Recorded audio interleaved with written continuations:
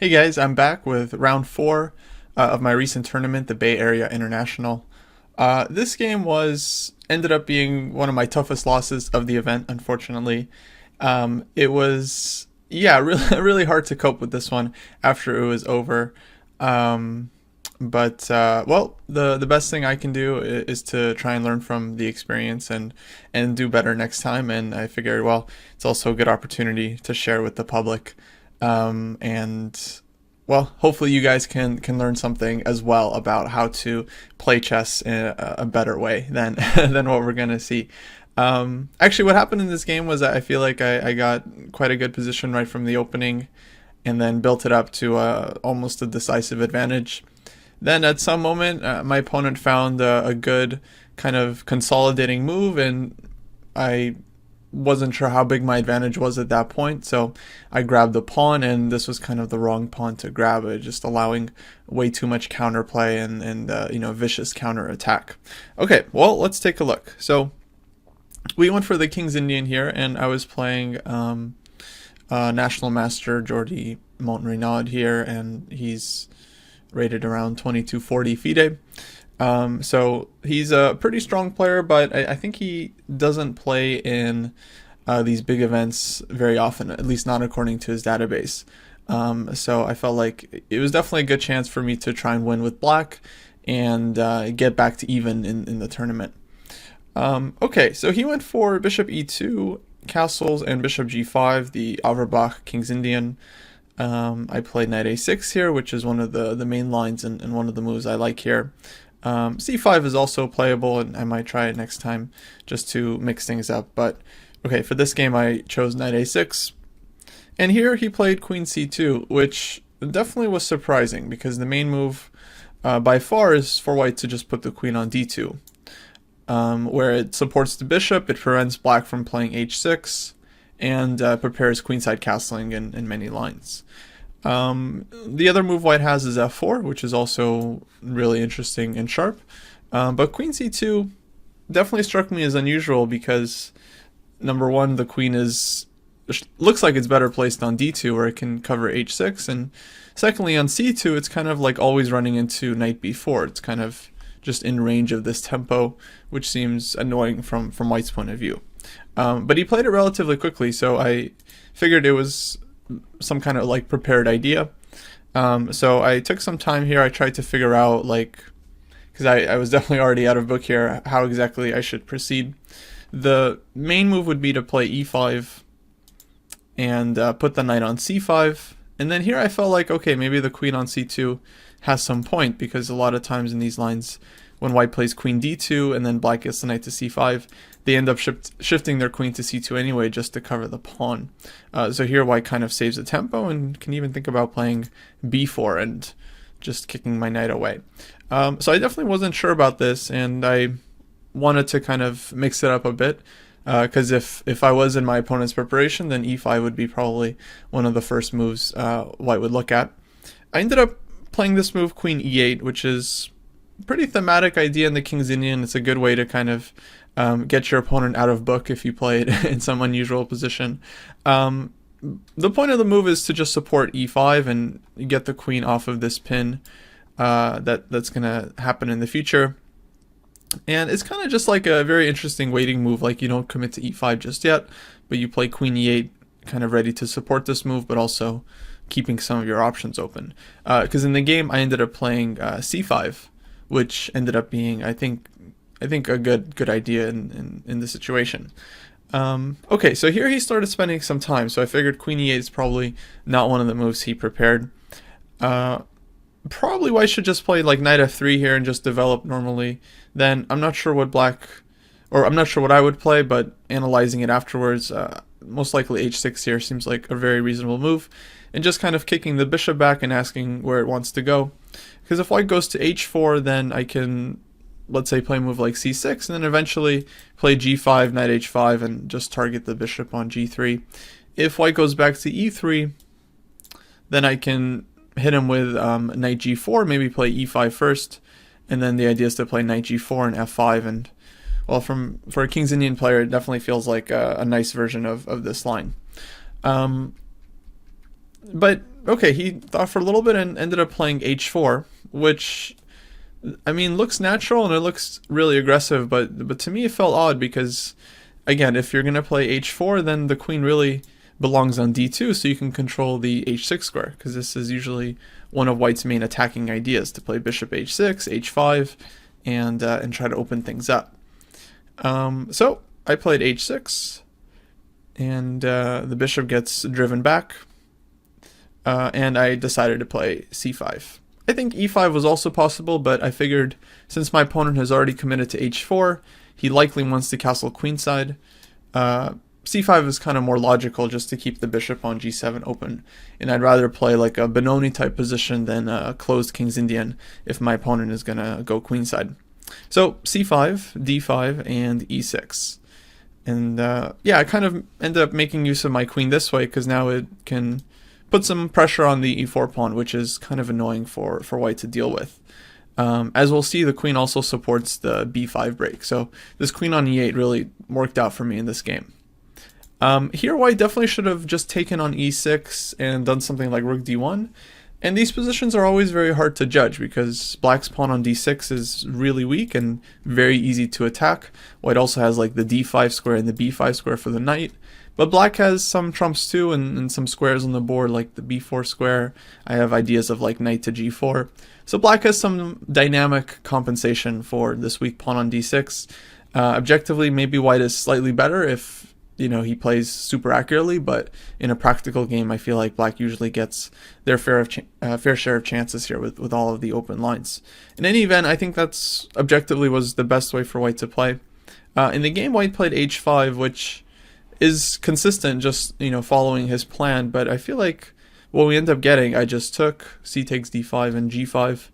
I think white just isn't really able to open many lines on the king side, but black now has you know, a ton of weaknesses to attack and get counterplay. So this just looks like a fantastic Benoni where black is just going to be getting tons of play against the e4 pawn, and also with this plan of just playing like bishop d7, knight c7, and then launching b5 and getting the queen side going. So yeah, it's not very clear where white's king is going to land at this point.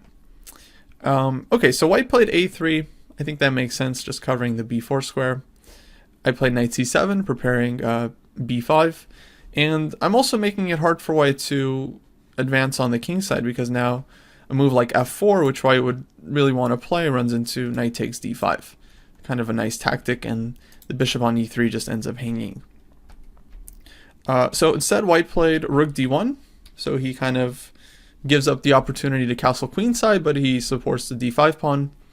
I ended up playing b5.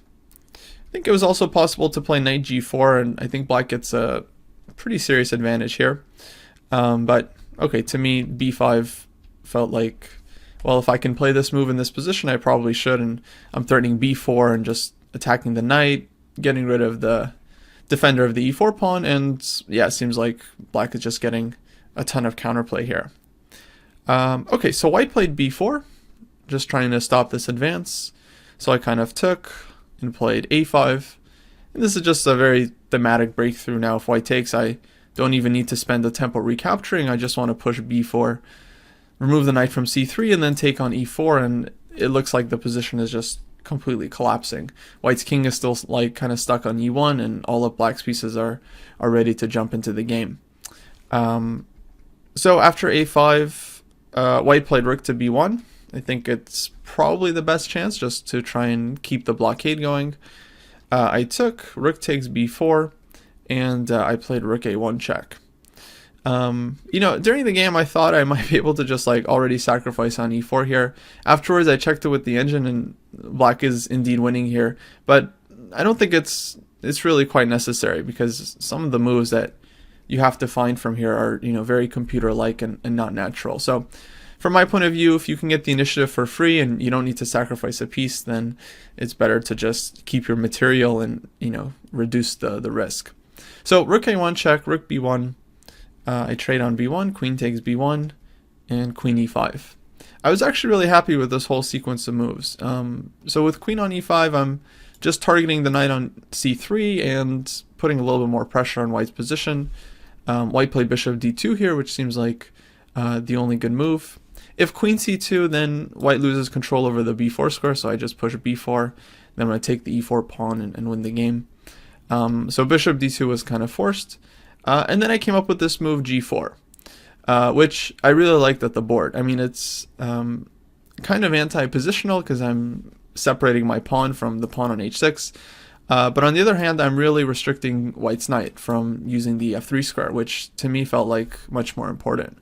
So I feel like this is quite a strong move, and yeah, it really poses a lot of problems for white, because otherwise white would just play knight f3 next move, and black would immediately have to start going back, and white might even be able to castle and finally get his pieces into the game.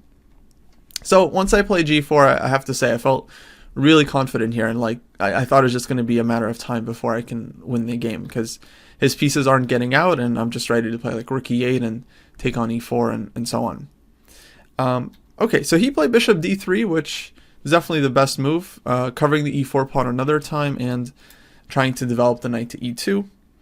And yeah, I spent a lot of time calculating here this move knight takes d5, because at first I just thought this move wasn't possible because I can grab the d5 pawn. But then calculating a little bit further, I started realizing that actually after knight takes d5, knight takes d5, and queen takes b5, black doesn't have a good way to capitalize on the fact that white's king is on e1. I have this nice idea with knight f4, which works if white plays queen takes e5. I can play knight takes d3 check and take back, and I'm up a piece. But problem is, after knight f4, white will play bishop takes f4, queen takes f4, knight e2. And in the game, I just couldn't find anything in this position because white is getting this tempo, covering the c1 square. As soon as I play queen f6, white will have time to castle, and it's like, why should black be better with, I have a lot of weaknesses in my position too, and my two bishops don't seem particularly useful here, with kind of all the action taking place on one side of the board. So I was kind of correct not to go for this line. I checked it with the engine later, and it turns out black just has no advantage there. But then I started thinking about what to do, and I really just couldn't figure it out. I did come up with what turns out to be the best move at some point, which is this idea with bishop a6 and just trying to play b4. But somehow I just didn't evaluate it as being like that good for black. I thought knight e2, b4, white is probably forced to take on a6, knight takes a6. And somewhere here, I stopped my calculations way too short. I think not realizing that next move, white has to move the knight, and then black is finally taking the e4 pawn. White can throw in this move bishop f4. I'll just go back queen e7. Next move, I'm taking on e4, and I'm going to keep the b pawn on the board, and black should just be up pawn and very close to winning. So that was kind of a strange miss, because I definitely remember considering this idea with like bishop a6 and b4, but somewhere I just didn't finish the calculation and didn't realize that I'm just going to be up a very healthy pawn there. So with bishop a6 kind of out of the question, not wanting to take on d5, I kind of ran out of options here, and I ended up going for g3, which I felt like was a useful move because I at least take on f2, and I'm going to be weakening white's king forever. But it was a bit upsetting to have to give up the f3 square after all. So he plays knight f3, I took on f2, and he goes king f1. Kind of an important move for him, because if white takes on f2 here, black gets this nice tempo with knight g4 check. King has to be pretty careful about where it goes, but let's say king f1. And then if I want to, I can play queen g3, and that looks quite annoying. And the difference here is that in the other line, white could just play bishop e1, and that would kind of defeat black's attack right away. But here, bishop e1, black will have knight e3 check and taking on g2, and just looks super dangerous for white. So he sidesteps with king f1. Now, okay, queen g3 doesn't make any sense because of knight e2. So I just went back, queen e7. And here he finds a really strong move, knight to d1. Suddenly this knight is going to be taking on f2, covering the e4 pawn once again, and then the knight on c3 is no longer this constant target for all of these like b4 ideas. So it's like one move is solving so many of white's problems. And And here I think, okay, this is definitely the moment where I just kind of went wrong, because a few moves ago I felt like my position was like just super close to winning, and the engine evaluates it at like -2, -2.5, which I kind of felt like during the game would be the case. But suddenly with White's knight coming to f2, I couldn't really see why Black should be that much better, because we're going to have equal material, and all of White's pieces suddenly seem centralized and even kind of coordinated. Whereas my knight on c7 is awkward. It's not clear where my bishop is supposed to go, and so on. So with all this in mind, I just started looking like, how can I try and gain an advantage? I finally came up with this move, bishop g4, which I had been considering in other positions. And the point was just to take the pawn on h5. So knight takes f2, bishop takes h5. I'm guessing what happened here is, I wanted to secure some kind of an advantage. I couldn't find it, in any kind of positional play over the board. So I figured, okay, let me grab this pawn, and then at least I have an extra pawn, and that can be something. But unfortunately, I just completely underestimated my opponent's next move. I mean, I think I just missed it, and then all of a sudden my position ends up being extremely tenuous right off the bat. So before getting into that, I guess what I should have done is just put my pieces on slightly better squares. For example, like bishop d7, knight takes f2, knight a6. I can't take on b5 because rook b8 and all these lines, but otherwise my knight is coming to c5. Eventually my rook can come to b8. Maybe I can start pushing my b pawn. And Black is definitely still better here. It's not a winning advantage, but I would definitely take Black in a heartbeat. So this was, 100% the way to go. Okay, well, I went for bishop g4, knight takes f2, bishop takes h5. Now this would be a good exercise point to pause the video and try to figure out what's White's best move here, just completely seizing the initiative. And okay, if you want more time, pause the video. White played queen c1. A very simple but extremely strong move, just lining up the queen and bishop finally on this diagonal and targeting this h6 pawn that I kind of abandoned when I pushed g4 and just completely opened up this diagonal. Now before grabbing the pawn on h5, Black would have been able to play king h7 here, but now the problem is that White can just play g4 and open up the h-file by force, and as soon as my bishop leaves the h-file, White's just going to play bishop takes h6, and I'm just going to get checkmated. So any kind of knight takes g4. Probably rook takes h5 here is already winning, but just to demonstrate, take, bishop takes h6. And yeah, it seems like Black is just getting mated here very soon. So this was a big shock for me to see over the board, because I realized I don't have this like safe king h7 move, and so I immediately went into the tank and tried to figure out how I'm going to defend my position here, because if White is allowed to just take on h6, then it seems like he's getting just a huge attack right away. The rook is just open on the h-file, the queen can in many cases come to g5, and then he always has these e5 ideas where he just breaks open the bishop, and suddenly I have problems on the h7 square. So after a long think, I end up finding kind of the only chance for counterplay, and it turns out to be the best move. So at least this was good on my end, rook a8. And the idea is to just try to get an active rook either on a2 or a1 once White's queen kind of gets into the attack. So he took on h6 here, and this is probably where I end up making, practically speaking, the losing mistake. I mean, I could have saved it a little bit later, but the defense was way too difficult to find. This is really the moment where I kind of just lost the thread completely. Okay, so at this point, it's like White is threatening to, let's say, take on g7, king takes g7, give queen g5 check, bishop g6, queen h6 check, king has to go back to g8, and then queen h8 checkmate. Definitely a very serious threat. Queen g5 is also in the position, so Black has to be very careful here. I should have played just the most solid move, knight c to e8. I definitely considered this move, but I felt like what I did in the game maybe offered me more chances. I don't know, I think it was a bit foolish to still be looking for winning chances here. I really should have just been focusing on just defending my position. So the point of this move is just to include my worst piece into the defense. So now if White takes on g7, I can take with the knight, and at least I'm not getting mated here. In fact, I think Black is probably totally fine. Queen h6 feels like maybe white's most natural move, but after rook a2, black is just doing perfectly fine. This came up in the game. I'm threatening rook takes f2 and knight g4 check, so this is a pretty serious threat. But the difference compared to the game is my bishop on h5 is just much more secure here, and I think, yeah, black is just doing totally fine. After knight e8, I'm not sure if white would have taken on g7 and played queen h6. I think white has other moves here as well, but it feels like black is probably going to defend this one.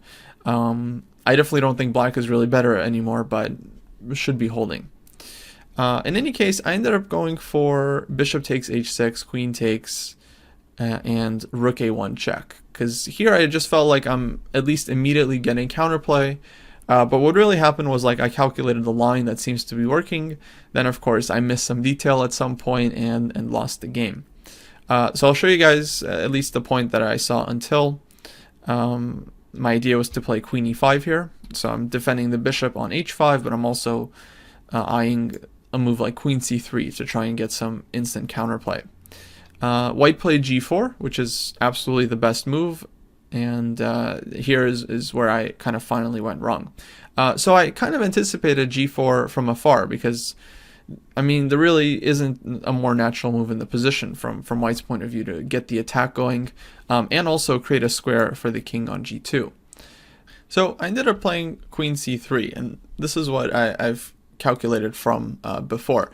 But this ends up just not working. So if white were to take on h5 here, then I could take on e1. This was my idea, so I get my piece back, king g2, then let's say rook takes h1, and probably should take with the king, and black is just totally fine. I can bring back my other knight to defend the knight on f6 if I need to, but otherwise I can just try to run with my b-pawn. So I felt like, okay, black should be totally okay here. But instead of taking on h5, white found a much stronger move, just king to g2 first.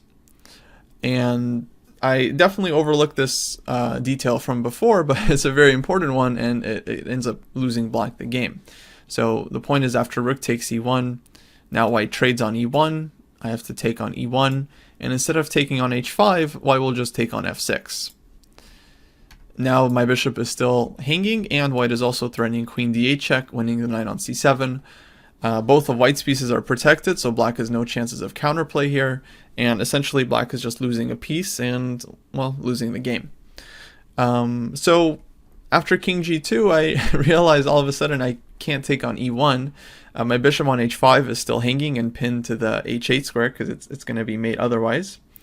And yeah, I just couldn't figure out what to do here, and it turns out black is just losing. So things weren't actually lost for black after g4 here. Apparently I could have still defended the position with knight takes g4, but this was just extremely hard to find. After knight takes g4, bishop takes g4, I'm not getting mated because the h8 square is covered. White can play like rook g1, f5, and amazingly, like, black is somehow holding here. There are some other lines after knight takes g4. For example, white can play queen takes h5, and then I would have to find knight to e3 check, king e2, and rook a2 check. Seeing that after king takes e3, I have knight takes d5, and black is actually just kind of breaking through. And rook takes f2 is coming next. And also after rook a2 check, I think white should play knight to c2. I mean, this is all just like stockfish analysis. It's just very unlikely that even with a lot of time, you know, I could be able to find all this over the board. Which is why I feel like my mistake was really much earlier, just, you know, landing myself in this position where I still have this like only move defense, but it's just very unlikely for me to find it. So I'm just putting myself in a terrible position there. So yeah, here I feel like this move bishop takes h6 was really kind of the deciding move in the game. Knight c8, and then I still think all three results are probably possible, because at least black isn't just falling under this crazy attack.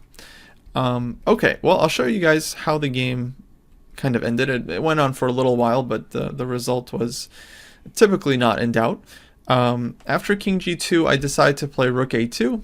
Just kind of hoping for this cheapo with rook takes f2 check, but it actually doesn't even work. White could have played g takes h5, and after rook takes f2, instead of recapturing the rook, just playing king to h3. Now it looks like this is kind of hard to find over the board, but I was actually, seeing it during the game and was really hoping that white wouldn't go for it, because now rook g1 check is a huge threat. I think the only way I was seeing black could defend here is the move knight h7. Unfortunately for me, I just don't have any ideas of counterplay. The knight on e1 looks terrible, but it's just covering the bishop on d3, and somehow black has no useful checks. After knight h7, rook g1, king h8, g7 is covered, f8 is covered. It feels like everything is covered, but white has this move e5, and suddenly queen takes h7 is threatened, and queen g7 is also a threat, and black can just resign. So this would have already just been game over. But okay, psychologically, from white's point of view, especially in time trouble, it's hard to allow this kind of tactic for your opponent. It's likely that he maybe considered it, but just felt like it was way too risky to go for this. And I think there was a point to how he played as well, because he just played knight to c2. Now he's covering my rook. If I take this knight on c2, he can recapture, queen takes, and then g takes h5 would be a nice blunder, because after queen takes f2, I'm getting the same trick again, and then finding myself in this endgame with two knights versus the rook, where probably only black can be better. But instead of taking the bishop, of course, white can again take the knight on f6, and the bishop is still hanging. Mate on h8 is hanging, queen d8 check. Whoops, queen d8 check is a huge threat, and so this just looks decisive for white. So yeah, I think knight c2 is probably just more practical choice, but it allows black to at least stay in the game a little bit longer. I played knight ce8, finally just covering the knight on f6. White takes on h5, and I take on c2, take, bishop take, or queen takes. So we're ending up in a position where white gets this extra exchange, equal pawns, but my king is extremely weak, and white's king also looks vulnerable, but I don't have a rook to attack it. So the knight on f2 is just a very useful defensive piece. In fact, I'm not sure it ever moved from this post for the rest of the game. White just kind of maneuvered with his queen and rook and each pawn until he was just able to create some decisive threats. But it was kind of interesting to see how it happened. So queen g5 check, queen h6, he repeats once to get closer to the time control, and then puts the queen on f4, and finally just avoiding any kind of queen takes f2 sacrifices. So I played knight h7 and knight f6. I'm just trying to keep some kind of stable blockade, and really I'm just hoping for him to blunder, essentially, because otherwise black just has very little chances here. Okay, he played rook a1, trying to come in with rook to a7. So I play queen c5, then he switches rook c1, and now he wants to come in with rook c7. I could have played queen b6 here, but then I think e5 was just a huge concern. And white is taking on d6 and getting in with the queen, and it looks like black is probably just getting mated here, or at least losing a knight. So I played queen d4, and I actually felt like the game wasn't yet over here, because rook c7 check, I have queen e8. Then I was, of course, desperately hoping for queen takes d6, because again I would have queen takes f2. But somehow he was able to avoid all of these cheapos and never gave me a chance. Instead he played queen f5, which is a lot stronger, threatening queen c8 mate. I can still survive king f8, queen c8 check, knight e8, and well, I'm hitting his rook, and here he kind of paused because he realized he doesn't have immediate forced win. And then he ends up going back rook c3, which I think was a nice practical move. Just he doesn't see a way to break through, and he doesn't want my queen to get any counterplay, so he wants to instead put the rook either on f3 or g3 and both defend his king and also still put pressure on my king. Okay, so I pushed b4, might as well, rook g3, queen f6. I'm just trying to cover as many squares as possible, and again hoping he gives me some chances. This is kind of my philosophy on defense. You just try to keep the game going and defend stubbornly, and look for a chance to get some counterplay. Queen c1 was played, just defending the pawn on h6, queen e5, queen e3, knight f6, queen b6. He's just starting to kind of stretch my defense a little bit, hitting the pawn. I played knight e8. Takes the pawn on b4. I didn't really have a good chance to defend it. Queen f4. But my idea was to at least try and win back his h6 pawn, and I felt like, okay, if I can actually take the pawn, then maybe I do have some fortress chances here, especially if I can bring my knight to e5, in the future. But that's if and only if I'm able to actually take the pawn, because he was able to find queen c3, and I can take the pawn in h6, but I have to allow his queen to come into h8 with mate. So I tried to make it work, but it simply doesn't. After queen takes h6, queen h8 check, king e7, rook g8. I have to defend the knight on e8 somehow. I can't play knight f6 because my queen hangs, so I'd have to play knight f6. And then after rook c8, I just simply couldn't find any defense here as queen d8 is coming. If I give a check on g5, white plays king f1, and the checks run out as there's no queen c1 check at the end. I think this is actually one of the hardest things about calculating some kind of line, is seeing at the very end that your rook on c8 is covering the c1 square. But yeah, kudos to my opponent. I mean, I think he definitely showed really good technique towards the end of the game, because he found kind of the most, let's say, technical way to finish off the game. So queen takes h6 looks like that's just kind of losing for black. I ended up playing f6 because what else can you do? Got to stop queen h8. Of course, this weaken's the 7th rank, so he immediately plays queen e3. Now he's keeping the h6 pawn on the board. If I could trade queens here and win this pawn, then I would probably go for that endgame very happily, but fortunately that's not going to be the case here. So I keep the queens on the board, queen e5, queen a7, and now it's kind of over. He's hitting the knight. If I play knight g5, white just pushes h7 and promotes the pawn. So I played queen e7, but this runs into rook g8 check, and that's kind of the end of the game. King f7, white trades queens, king takes, rook h8, and I decided to resign here, as anywhere I move my knight, next white is just going to push h7, and then he's going to have some kind of tactic, either rook moves check and makes a queen, or rook takes knight and the pawn will promote. So I figured this was probably a good time to end the game. So yeah, quite a tough game, as you can see. I definitely felt like I had a big advantage, the opening and middle game. But at some point, I missed my chance to really capitalize on the most I could get from the position. I ended up taking this pawn on h5 that I really wish I could give back, and white just got this impressive counterplay. Then in the defense, I had some chances, especially after finding rook a8 in this position. But really missing this last chance with knight e8, I think this is kind of what did me, and I ended up in a position where it's just, you have to defend like a computer to survive, and I wasn't able to do that. So I think this is really where the game was lost. So yeah, at this point in the tournament, I'm at 1 out of 4 with a first round win and then 3 straight losses.